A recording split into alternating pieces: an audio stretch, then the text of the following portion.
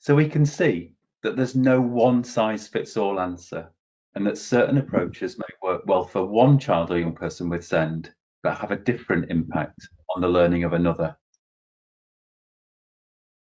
We've identified 4 themes from our data collection and our discussions with stakeholders and inspectors.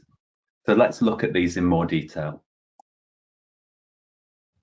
First, careful selection and sequencing of curriculum content is the essential starting point for providing remote education. As we've said, this means really focusing on the most important things for children and young people with SEND to learn. Second, structure, routine, and consistent support continue to be important for many children and young people with SEND. However, the flexibility of asynchronous approaches to remote education is really helping some children and young people to learn and make progress.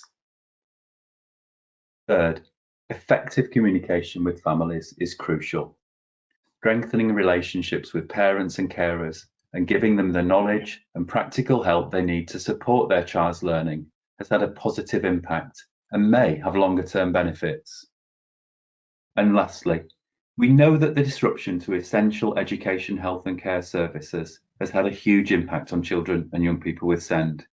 But this isn't a new problem for some, and might continue to be a problem for those with the most significant and complex needs.